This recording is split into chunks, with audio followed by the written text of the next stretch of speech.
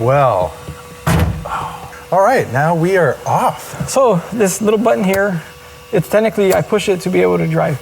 If I don't push it, don't drive. Safety kind of thing, like during startup, if for some reason. So with the net gain motors, like with their software, they could monitor if the thing starts up in enabled position. If you didn't have that feature set up and for some reason the throttle signal is giving a throttle during startup, and if that wasn't, it will take off. And it doesn't have a dual sweep where it will flag an error if they're two different ratios. And that's kind of where the Dyno Lab does a dual sweep on it. And that's been, like, I mean, as a safeguard, that's very important. Is that what's called the interlock? Yes, yeah. that is my interlock. Interlock. So I run an interlock, and I know some guys don't, but to me it's just a no-brainer, right? Just like I said, I've been in cars, I've seen things, and like, you know, when I first put them together, it's the same thing too, where I'm just mindful during the startup, the car's off the ground because the wheels could turn, you know, so. Safety is really important, especially for cars that are driven regularly. Yeah, you know. So I like that.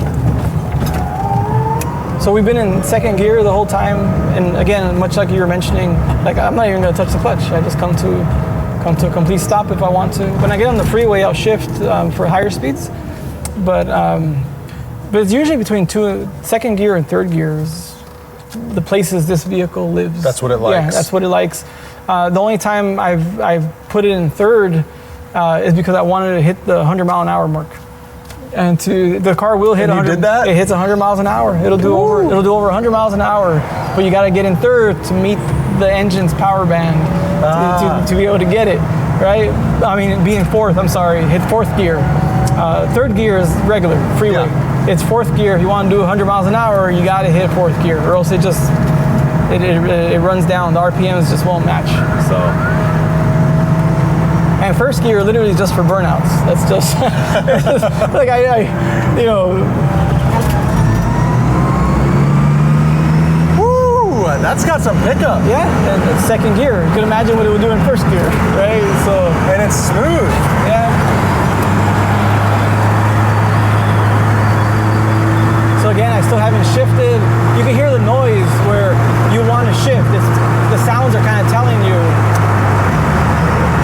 And the noise goes away, right? So the gears themselves, you can kind of pick up on the audible sound, and you know when to shift to the next portion. The sound of that is very similar to a gas car. Yes, very where intuitive. You can hear that it wants to go. Yep. See, we're at 75 without skipping the beat, keeping up with traffic. Motor's not stressed. The vehicle drives like a vehicle. You know. Wow. I won't put it at 100, don't worry. But I did want to show you that it is a daily driver, regular car. It does everything its gasoline counterpart would have done, you know. Yeah, there was no hesitation in the car to get up to speed. Yep. That was even kind of a short on-ramp. Yep. You know, wow. I'll get off, turn around, unless you want me to keep driving, but it's like, yeah, so people often say that EVs are disconnected from the road, but I'm almost overwhelmed by all of the feedback in this car. Oh yes, it's like, I love it. I'll be honest, it's a bit noisy for certain customers, but for me, this is what my car should sound like, because I could hear the motor, I could hear the gears, and they're telling me exactly what to do. Like, it's very, how you said, it's very similar to a gasoline car. The mechanics of it are like very, very similar. There is no disconnect. No. There's no disconnect in this kind of EV swap, you know. You said this was the regular, the Hyper 9, so yes. It's running at 156 volts? So this is the lower voltage one, so its peak is 132. 132. Yes, so this is the lower voltage Hyper 9. How does that like compare to the gas engine that this would have come off the line in 84? It's been almost a perfect, so when we're talking about transmissions and gear ratios, so this lower voltage Hyper 9, it's continuous speed before power starts to kind of drop off. It's roughly about 32 to 3,500 RPM, which is very similar to a gasoline engine. Like, you know, I mean, those you could redline them higher, But typically when you're driving a gasoline car, you're somewhere around 2,000, 2,500, 3,000. That's kind of where you're floating around. So this motor kind of lends itself to a traditional transmission. You know, like the ratios are kind of set up for it still.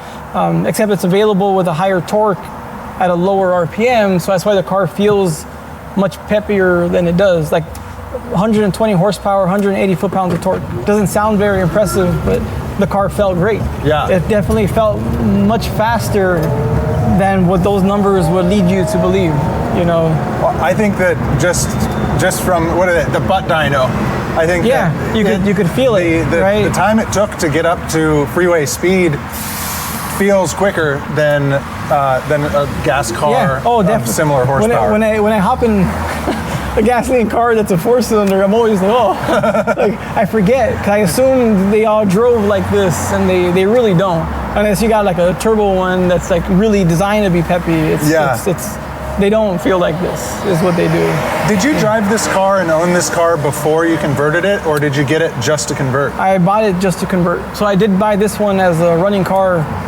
So I actually have the drivetrain still in the shop. It's just sitting there, you know. But yeah, I bought it specifically to convert. I was looking for something that fit my style, that fit the markets, and the weight and the ratios is really what I purposely sought this car out, is what I did. So, was there something special about the Celica GT 84 with this the hatchback that you called to you? Yes. So people often confuse this with the Torino, like the Corolla, you know. Right, the 8.6. Yes, the 8.6. That car is obviously out of reach for a lot of people. I could buy one, but most people can't. I wanted to drive something that wasn't such a big disconnect to the broader community. It's the reason why I didn't buy a Supra. I bought a Celica. Same thing with the notchbacks. You know, I love fastbacks. I'll probably get one later, right? And I'll probably get an AE86 whenever I want to. But this has countless stories. When I get thumbs up all the time, how you were mentioning, and a lot of it is because it's connected to them. Like the people who give me a thumbs up, yeah, it's a cool car, but that's not the reason. It's because that was their dad's car, that was their uncle's car, that was, you know, there's such a broad connection with this vehicle. Like that's really what I wanted. I like community, I like stories, I'm a natural storyteller, and this car lended itself to what I wanted to get done with it. So this era of Celica, does it overlap with the Celica Supra when it was starting to very early? Do people must get that confused sometimes. So the enthusiasts know the difference. Everyone else either thinks it's a Supra, like they can't tell the difference between what it is.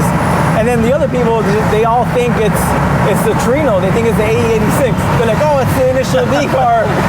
And at that point, I don't burst their bubble. I just like, hey, just go with it, you know. The genetic, it all does have that kind of genetics. It's drivers' cars from that era. That's exactly that handle well, and they perform well, and they look really good. So my suspension, I think I was telling you, I need to put struts on it, and the trailing arms, the bushings are wore out on it. Like I've driven the car, so when I got it, it wasn't, again, I've put about 60,000 miles on the vehicle. I have worn it out. That's a lot. It's a lot of miles on the car, and but I am going to I'm going to be mindful. Like I don't want to cut and hack anything on it. The Pro Touring Mustang I got in there, it's my stuff. I love doing it. I kind of don't want to do that to this car yet. Maybe I won't, maybe I will, but what I do want to do is do the coilover upgrades and the trailing arm upgrades, but they're more like, I guess you would say, like an aftermarket bolt-on part. Very minimal mods to it. Yeah. Again, because if I go over and put a Pro Touring front clip on this, it's no longer a Celica. It's that disconnect's gonna happen right away. Where like that car's cool, but it's because you spent like 50 grand on it. Sure, versus right now, it's like, no, you could pick up those coilovers for about $1,200. Yeah. And bolt them in. You could get the trailing arms for another 600, and it's still like they could do that to their car. Like, I mean, I'm young at heart, but I am older. But what I really love is the enthusiasm that the younger generation has towards automobiles. And I remember being that young and coming across the cars. The cars I liked the most were the ones that I felt were awesome, but still attainable. Versus like, I'm not gonna daily drive that Ferrari. No, right. But this is cool. This car is cool, and I get to daily drive it. I mean, it's obviously not a Ferrari, but it holds its own at a car show. You're at a car show, people gravitate towards it, right? And it's just like, and you don't have to spend $1 million to do it. You know what I mean? It's like, absolutely. In sorting this out, was there anything that you had to figure out that was unique to this chassis? I would say I actually built the car in, I think it was like 5 weeks. What? Yeah. Dang. That included upholstery and paint. Like, well, not paint. The paint, it stayed longer at the body shop than it needed to. But when the car came back from body, it was still a gasoline automobile. We might have been, but it was something like 5 weeks. I mean, I was still pulling tint off the window on the day before we're getting it to SEMA. You know, it was a rush job. That is it was a rush SEMA job. crunch, right? Yeah, it was a SEMA crunch. And again, because I have customer cars. And I had committed to have this vehicle at SEMA, but I'm very busy, right? And painter was also very busy. So yeah, I remember. I think I want to say we were in sometime in. I'll look at a calendar, but it was something like 6 weeks before SEMA. This car was still gasoline. Wow. You know, it's like, again, I had already pre-built the battery pack off some rough measurements. Like I was pretty good, and but it was surprisingly very accommodating. Let's just look at it that way. I love that. Very accommodating to do. I actually installed the drivetrain from the bottom up. Really? The whole subframe, boom, popped right in. You know, so. Well, thank you so much for this drive, and man, that was a kick in the pants. Yeah, it was really cool. Everything's a blast, you know. So. Thank you. All right.